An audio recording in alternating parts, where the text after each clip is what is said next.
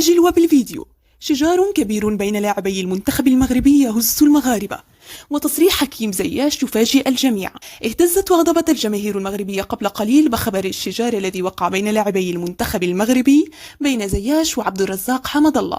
وتصريح زياش يهز المغاربة، فما حقيقة هذا الخبر المتداول؟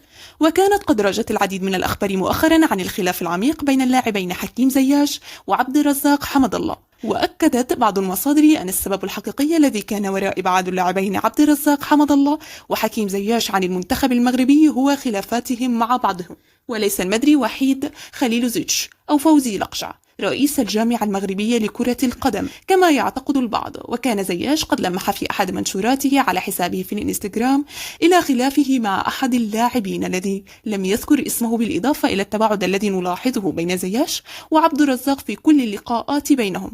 وغضبت الجماهير المغربية قبل قليل بخبر تداولات العديد من الصفحات الإخبارية بخصوص شجار كبير بين لاعبي المنتخب المغربي حكيم زياش وعبد الرزاق حمد الله. وحسب ما نشرت العديد من الصفحات الإخبارية فإن شجار حدث بين زياش وحمد الله أثناء الحصة التدريبية. وحسب نفس المصادر فإن زياش خرج في تصريح يندد بالهجوم الذي تعرض له، ولكن ولحدود الساعة لم يتم تأكيد صحة هذه الأخبار المتداولة، ومن المحتمل أن تكون مجرد إشاعة.